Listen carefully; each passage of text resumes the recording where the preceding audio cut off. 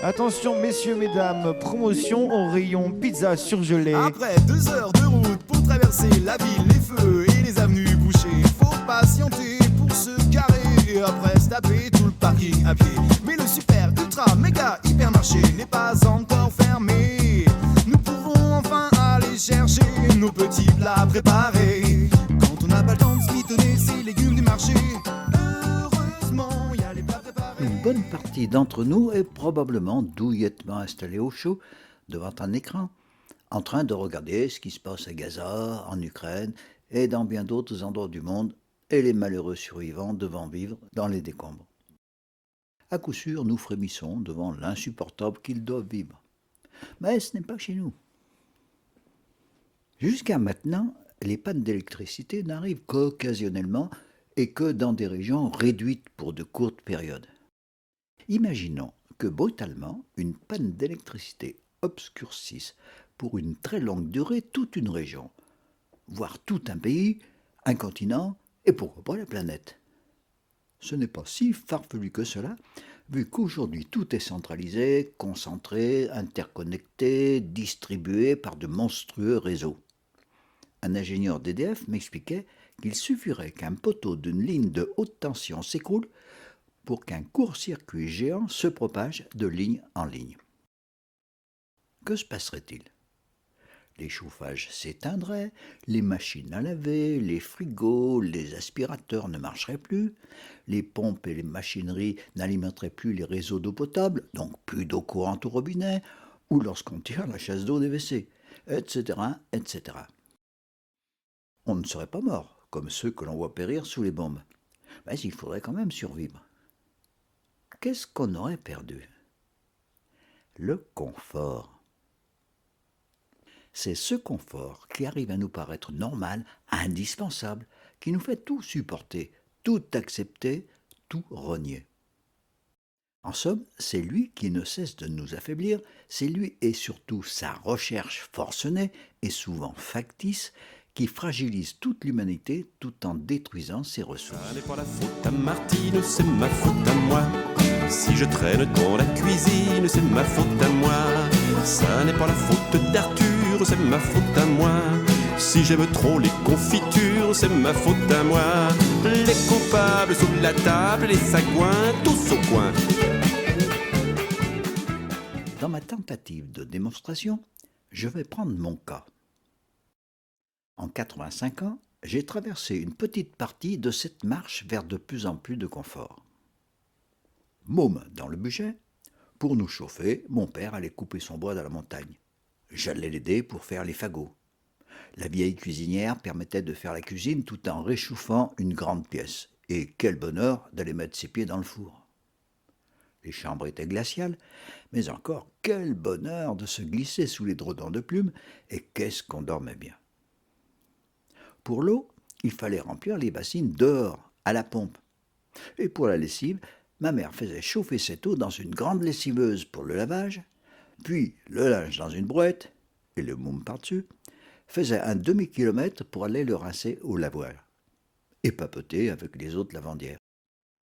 En cette période d'occupation et de restriction, mon père nous avait fait quitter Villeurbanne pour aller faire facteur dans ce petit village du Bugey, parce qu'il y avait un jardin, possibilité d'élever des poules et des lapins. Bien sûr, c'était encore les corvées indispensables pour nous les mômes. Désherbage, ramassage des pommes de terre, je n'aimais pas ça. Donner à manger aux volailles et aux lapins, etc. Et puis, aller les paysans du village à faire les foins, les moissons, les vendanges. En contrepartie, nous avions les boudins qui nous étaient donnés à chaque mort des cochons. Mais tous les mômes du village étaient logés à la même enseigne. Il n'y en avait pas un qui aurait pu faire envie aux autres. Bon, il y avait bien Xavier, le fils d'un ancien aristocrate qui vivait dans une grande maison bourgeoise isolée au bord du Rhône.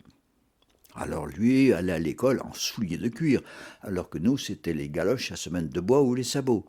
Un domestique venait le chercher avec la seule voiture du village. Mais personne ne l'enviait. C'était même le contraire. Lui, il était reclus, seul dans sa belle maison, alors que nous courions par mots et par veaux, faisions moult et moult frasques.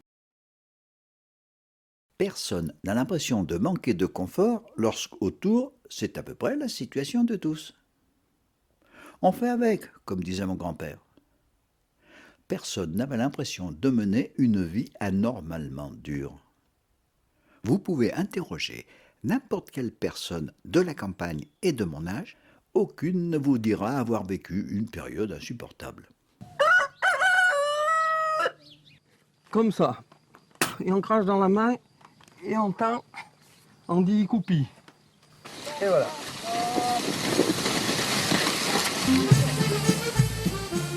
Puis mes parents achetèrent une cuisinière à charbon. Fini les hivers passés à couper le bois dans la montagne, de se lever à l'aurore pour allumer le feu. Avec le feu continu, la pièce du bas était encore tiède lorsqu'on descendait des chambres. Il y avait bien cette odeur désagréable qui avait remplacé la délicieuse odeur du bois qui s'enflamme. Mais pour rien au monde, mon père ne serait revenu en arrière. Puis, mon père a obtenu un poste de facteur-receveur un peu plus important en se rapprochant de Lyon. Là, nous avions l'eau courante avec un évier à l'intérieur. C'était le confort suprême. Il n'y avait pas encore de douche, et nous, les mômes, étions un peu plus contraints à nous débarbouiller au moins tous les matins. Le jour mémorable avait été lorsque mes parents avaient acheté la première machine à laver. Cette fois, c'était ma mère qui ne serait plus jamais revenue en arrière. Le confort ne s'apprécie ou ne se justifie que par rapport à une situation précédente. Mais il est impossible d'envisager quelles en seront les conséquences plus ou moins lointaines. Je peux prendre l'exemple de la voiture. Pendant mon enfance et l'adolescence, le moyen de locomotion autre que nos gambettes était le vélo. Il nous servait à tout, aussi bien à se balader plus loin que le village, qu'aller faire les courses avec la panière sur le porte-bagages jusqu'au chef-lieu, que de partir en vacances chez les grands-parents à une quarantaine de kilomètres. Vélo costaud qui avalait sans problème les chemins de terre, sans les changements de vitesse des cyclistes du Tour de France. Mais on ne faisait pas la course en dehors de s'amuser avec les copains. Il fallait savoir démonter une roue et réparer une chambre à air, remettre une chaîne sur son pignon, etc. En ce temps-là, pour aller loin, on connaissait à peine le terrain et l'on trouvait déjà bien beau la voiture et les chevaux. La petite diligence. Et puis, lorsque j'avais 15 ans, mon père a acheté sa première voiture. Une 4 chevaux. C'était un peu une boîte à sardines. Et il y avait la manivelle pour la faire démarrer par temps humide et lorsque la batterie s'était déchargée. Mais en grattant un peu les bougies ou en la poussant dans une descente, elle finissait toujours par démarrer sans aller chercher le garagiste. Et puis, en dehors d'aller jusqu'à Lyon 1 ou 2 fois par an pour des achats impossibles à faire près de chez nous, son rôle essentiel était de nous emmener en vacances. Et cette fois, mon père, chaque année, se prenait la tête pour établir un budget de vacances. Et oui, le confort se payait. Et lorsqu'on commence à en goûter, il est toujours insuffisant. Qu'il faille une voiture plus grande où la famille ne soit pas entassée, cela se justifiait. La 2 chevaux, par exemple, était parfaite. En plus, avec une clé à molette, un tournevis et la manivelle, on pouvait se dépatouiller de n'importe quel ennui mécanique. Et il y a eu les autoroutes. Bien plus rapides, trajet bien plus facile. Mais il fallait une voiture plus puissante pour ne pas s'y traîner. Plus puissante et plus chère. Mais il y avait le confort du crédit. Fini le vieil adage des vieux. Tu ne dépenses que ce que tu as. La course à l'endettement était commencée. Pour mes parents comme pour beaucoup, il fallait travailler et gagner plus pour rembourser. Comme tous les objets, la voiture a une fonction. Se déplacer, transporter des personnes et des objets sur des distances. Une 2 chevaux remplissait parfaitement cette fonction. Mais pour plus de confort, il fallait une voiture mieux chauffée, puis climatisée. Admettons que ce n'était pas tout à fait inutile.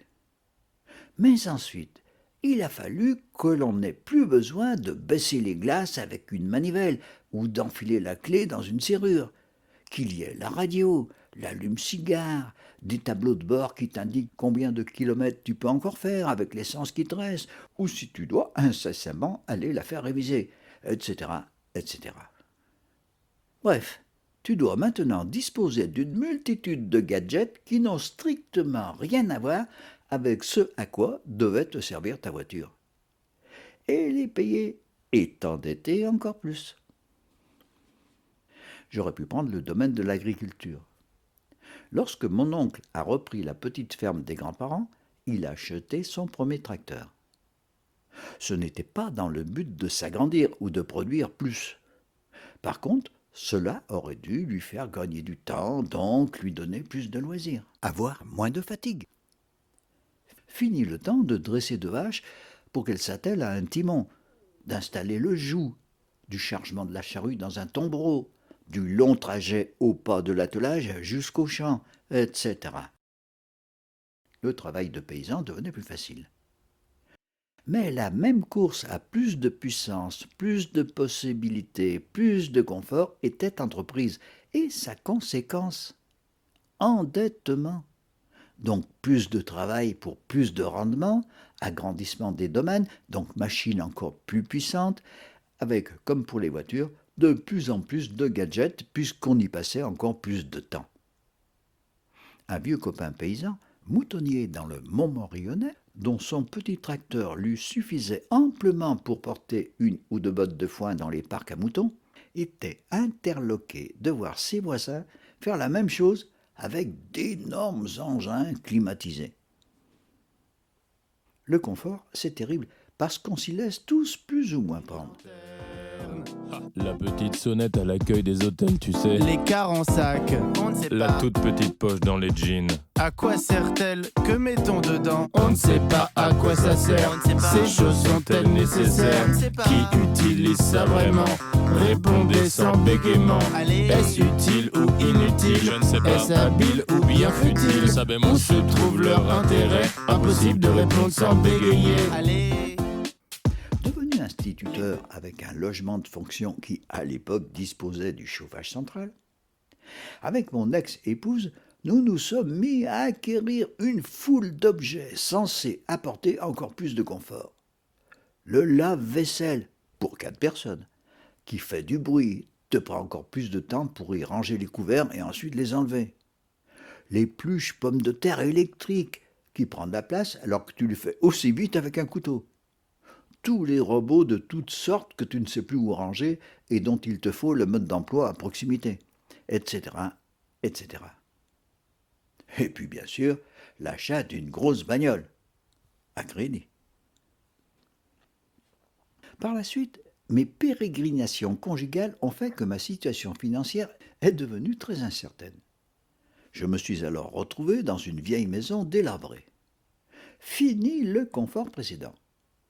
Je me suis donc retrouvé, comme du temps de mon enfance, à aller, comme mon père, couper mon bois dans les bosquets, à me coltiner à défricher un jardin pour nourrir la famille, etc., etc. La période de mon enfance m'a particulièrement aidé parce que j'ai retrouvé tous les réflexes de ce temps et surtout tous les plaisirs qui n'avaient rien à voir avec le confort. Et ça m'a été une période heureuse. Et puis à la retraite, emménagement dans une nouvelle vieille maison à rénover. Il m'était bien apparu que le chauffage le plus agréable aurait été un insert chauffé au bois. Et je n'aurais eu qu'à commander les bûches. Mais il aurait fallu que recommencent les corvées quotidiennes d'allumer et d'alimenter le foyer. Donc, au lieu d'un insert, installation d'un chauffage central au fioul. Le confort suprême, tu n'as plus rien à faire et tu as chaud dans toute la maison. Et on sait ce qu'il en est aujourd'hui. Mon propre cas n'est qu'un exemple, somme toute, ordinaire, même si on peut déjà considérer que j'étais quand même un peu un privilégié. On sait aujourd'hui où cette recherche d'un confort facile nous a menés. On accuse à juste raison la société capitaliste. Mais il faut bien reconnaître qu'elle joue sur du velours tant la recherche de toujours plus de confort, plus ou moins factice, a perverti toutes nos capacités d'adaptation et de jugement. J'en veux toujours plus. J'en veux toujours plus. Toujours plus. Toujours plus. L'addiction est forte, mais il faut que je m'en sorte.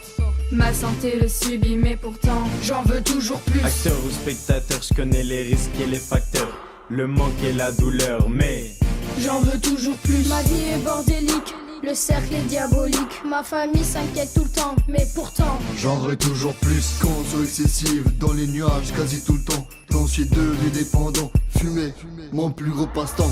La folie me gagne, après verre, l'alcool dégrade mon état. L'oppression, l'angoisse, l'agressivité s'emparent de moi. Je sors de la pièce, me dirige vers la caisse. Sur la route à pleine vitesse.